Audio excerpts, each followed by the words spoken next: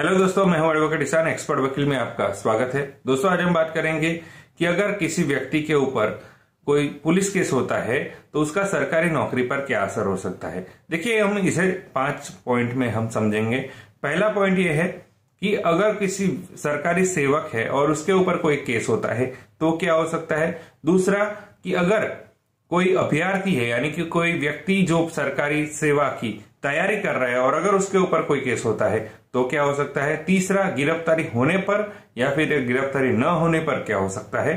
चौथा, CrPC section 151 के ऊपर या 107 के तहत अगर किसी व्यक्ति को गिरफ्तार किया जाता है तो क्या हो सकता है। और पांचवा कि वैवाहिक मामलों के अंदर क्या हो सकता है। ये सारे पॉइंट आज हम इस वीडियो में कवर करेंगे, तो वीडियो को अंत तक जरूर देखिएगा ताकि आपको इन्फॉर्मेशन पूरी मिल सके। और अगर आपने अभी तक हमारे चैनल को सब्सक्राइब नहीं किया तो अभी सब्सक्राइब कर लीजिए और साथ ही में बेल आइकन भी दबा दीजिए ताकि ऐसे लीगल नॉलेज और लीगल वीडियो आपको मिलते रहे। तो चलिए शुरू करते हैं।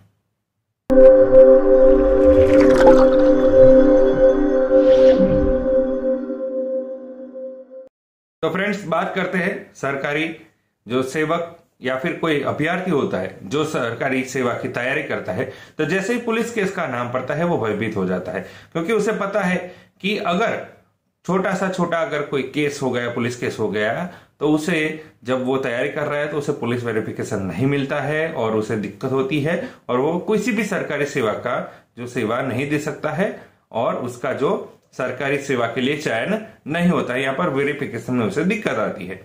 तो पहली बात करते हैं कि अगर कोई सरकारी सेवक होता है और अगर उसके ऊपर कोई केस हो जाता है, पुलिस केस हो जाता है, तो क्या असर हो सकता है। तो देखिए, अगर कोई सरकारी सेवक होता है और अगर उसके ऊपर कोई केस होता है तो यहां पर दो चीजें हो सकती है। पहली तो या तो उसे सस्पेंड कर दिया जाएगा या फिर निलंबित कर दिया जाएगा, यानी कि टर्मिनेशन कर दिया जाएगा। जैसे ही कोई व्यक्ति के ऊपर सरकारी पुलिस केस होता है, जैसे ही कोई सरकारी सेवक के ऊपर कोई पुलिस केस होता है तो पहले उसे सस्पेंड कर दिया जाता है। वो है अस्थायी रूप से उसकी सेवा को यहां पर समाप्त कर दिया जाता है, यानी कि थोड़े टाइम के लिए उसकी सेवा को यहां पर ब्लॉक कर दिया जाता है। जब तक कि वो बाइज्जत बरी नहीं हो जाते तब तक उसे सेवा करने का मौका यहां पर नहीं दिया जाता है। लेकिन अगर कोई केस ऐसा है, यानी कि कोई अपराध ऐसा है जिसमें जो सजा का प्रावधान 3 साल से अधिक का है और ऐसा उस सरकारी सेवक के ऊपर जो चार्ज लगा है, यानी पुलिस केस हुआ है, तो यहां पर उसे सीधा निलंबित भी किया जा सकता है। दूसरी बात कि अगर सरकारी सेवक वहां पर बाइज्जत बरी नहीं होता है तो फिर उसे निलंबित, यानी कि उसकी सेवा स्थायी रूप से यहां पर बंद कर दी जाती है, यानी कि उसे निलंबित कर टर्मिनेशन कर दिया जाता है। अगर उसे सजा होती है, अगर न्यायालय उसे दोषी पाया जाता है तो उसे यहां पर निलंबित कर दिया जाता है। और अगर जब तक केस चल रहा है तब तक वो सस्पेंड रहेगा, यानी कि सस्पेंड रहेगा। लेकिन जैसे ही अगर उसे सजा हो जाती है तो फिर उसे निलंबित यानी टर्मिनेशन कर दिया जाता है। हाँ, अगर वो बाइज्जत बरी हो जाता है तो फिर उसे फिर से यहाँ पे सरकारी सेवा में वापस ले लिया जाता है। ये होता है किसी भी सरकारी सेवक के ऊपर अगर कोई पुलिस केस होता है तो ये हो सकता है। अब बात करते हैं दूसरी, समझौता और बाइज्जत बरी में। कई लोग होते हैं जो समझौता और बाइज्जत बरी में जो अंतर है, जो भेद है, वो समझ नहीं पाते हैं। कई बार क्या होता है कि कोई छोटा मोटा केस होता है तो उसमें समझौता यहां पर कर लिया जाता है। तो कुछ लोग ऐसा सोचते हैं कि समझौता हो गया है और केस खत्म हो गया है तो अब सरकारी सेवा में कोई दिक्कत नहीं आएगी। तो ये एक उनकी जो मान्यता है वो भूल भरेली है, यानी कि ये गलत मान्यता है कि समझौता हो जाने से सरकारी जो सेवा में जब अगर वो तैयारी कर रहे हैं या फिर अगर वो सरकारी सेवा कर रहे हैं तो उसमें कोई दिक्कत नहीं आएगी। ऐसा नहीं होता। यहाँ पर न्यायालय ने यहाँ पर ये फिक्स किया हुआ है कि जब तक बाइज्जत बरी नहीं हो जाता है तब तक सरकारी सेवा में वो कोई भी व्यक्ति यहाँ पर लाभ नहीं दे सकता है, यानी सेवा नहीं दे सकता है।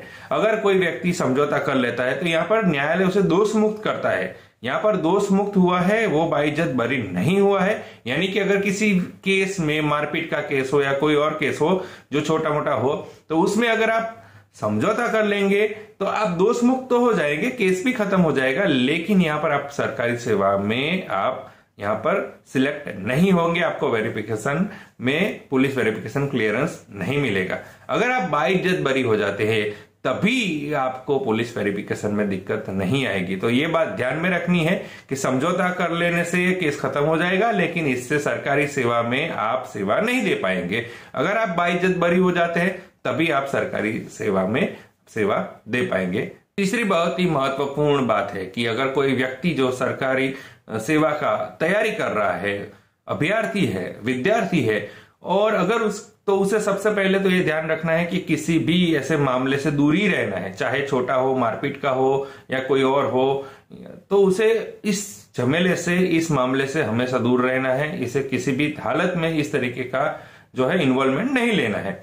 अगर कोई भी अभ्यर्थी है और अगर उसके ऊपर मानव शरीर से जुड़े हुए अगर कोई मामला बनता है या किसी भी और मामला बनता है जिसमें जो सजा का प्रावधान है 3 साल से अधिक का है, तो आप मान लीजिए कि उसे पुलिस वेरिफिकेशन किसी भी कीमत पर नहीं मिलेगा। यानी कि अगर जब तक केस चल रहा है तब तक वो अगर सरकारी सेवा में एग्जाम देता है वो पास भी हो जाएगा, लेकिन पुलिस वेरिफिकेशन यहाँ पर उसको नहीं मिलेगा, तो उसका जो है सरकारी सेवा में जो सेवा देने का जो उसका सपना है वो वहां पर ही ब्रेक हो जाएगा। तो यहाँ पर अभ्यर्थी को यह ध्यान रखना है कि किसी भी कीमत पर जो है ऐसे मामलों से दूर रहना है। कई बार कुछ लोग ये भी सोचते हैं कि जुर्माना, कई बार कोर्ट ये कहती है कि अगर आप आर्थिक जुर्माना अगर किसी को दंडित किया जाता है तो वो ये सोचता है कि मुझे सजा नहीं हुई है तो फिर मुझे भी यहाँ पर सरकारी सेवा में कोई दिक्कत नहीं आएगी। तो ये भी एक गलत इंफॉर्मेशन है। अगर किसी भी कोर्ट के द्वारा 100 रुपए से ज्यादा का अगर दंड किया गया है, आर्थिक दंड किया गया है, और अगर आपने उससे स्वीकार कर लिया है, यानी आपने जुर्म कबूल कर लिया है, तो भले ही आपको सजा नहीं हुई, भले ही आप जेल में नहीं गए हो, लेकिन अगर आपने आर्थिक दंड 100 रुपए से अधिक का अगर स्वीकार कर लिया है और आपने अपना जुर्म स्वीकार कर लिया है, तो ऐसी परिस्थिति में भी आपको सरकारी सेवा में आप मौका नहीं मिलेगा, आपको पुलिस वेरिफिकेशन यहाँ पर क्लियरेंस नहीं मिलेगा। तो कई लोग ये सोचते हैं कि अगर केवल दंड का प्रावधान है, आर्थिक दंड का प्रावधान है, तो वो हम स्वीकार कर लेते हैं और यहाँ पर जो सजा है, जो जेल की सजा है वो नहीं हुई है, तो हमारे पुलिस वेरिफिकेशन में दिक्कत नहीं आएगी। तो ये भी एक गलत इंफॉर्मेशन है। अगर आप को 100 रुपए से ज्यादा का दंड होता है और आप उसे स्वीकार कर लेते हैं, तो आपने एक तरफ से जुर्म स्वीकार कर लिया है, यानी कि अपराध आपने स्वीकार कर लिया है, ये माना जाएगा और इसके कारण आपको पुलिस वेरिफिकेशन नहीं मिलेगा। तो ये भी आपको ध्यान में रखना है कि ऐसे अगर आप अभ्यर्थी है, अगर आप किसी सरकारी सेवा की तैयारी कर रहे हैं, तो छोटे से छोटे केस से भी आपको दूर रहना है और आर्थिक दंड से भी बच के रहना है, अदरवाइज आपको पुलिस वेरिफिकेशन में दिक्कत हो सकती है। चौथी बात है कि सीआरपीसी सेक्शन 107 और सीआरपीसी के सेक्शन 151 में कई लोगों को क्या है गिरफ्तार किया जाता है। यहां पर ये जो होता है उसमें यहाँ पर बॉन्ड पर उसे छोड़ दिया जाता है कि आगे से वो ऐसा किस तरीके से कोई क्राइम नहीं करेगा या अपराध नहीं करेगा, इस तरीके से वो नहीं शामिल होगा। तो ऐसे में इसे एक जो है अपराध की श्रेणी में इसे नहीं देखा जाता है। अगर सीआरपीसी 107 और 151 के तहत अगर आप गिरफ्तारी हुई है तो चिंता करने की बात नहीं है, आपको पुलिस वेरिफिकेशन में दिक्कत नहीं आएगी। लेकिन यहां पर एक बात सिर्फ ध्यान ये रखनी है कि अगर बार बार आप सीआरपीसी के सेक्शन 151 के तहत आपको गिरफ्तार किया जाता है तो फिर आपको दिक्कत हो सकती है।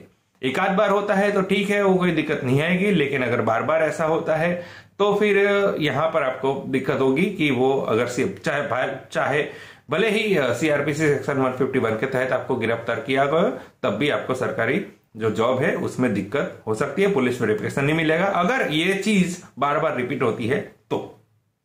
अब बात आती है कि गिरफ्तारी का प्रभाव क्या होता है। कई बार कुछ लोग ये सोचते हैं कि उसे गिरफ्तार किया है तो कितने घंटों तक अगर उसे गिरफ्तार कर दिया गया है तो उसे सरकारी जो सेवा है उसमें उसका लाभ नहीं मिल सकता।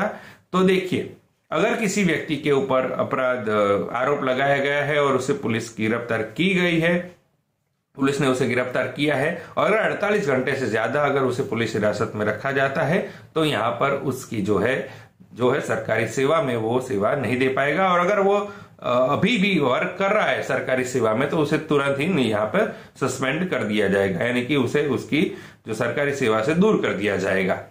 लेकिन अगर कोई व्यक्ति ऐसा है जिसके ऊपर आरोप लगा है लेकिन पुलिस ने अभी गिरफ्तार नहीं किया है और उसने अग्रिम जमानत ले ली है, तो यहाँ पर उसकी जो सरकारी सेवा में कोई दिक्कत नहीं आएगी। लेकिन यहाँ पर वो सस्पेंड हो सकता है, लेकिन जब तक न्यायालय के द्वारा अगर उसे बाइज्जत बरी नहीं किया जाता है तब तक वो क्या है सरकारी सेवा का में उपयोग लाभ नहीं ले सकता, यानी सरकारी सेवा में वो जॉब नहीं कर सकता है।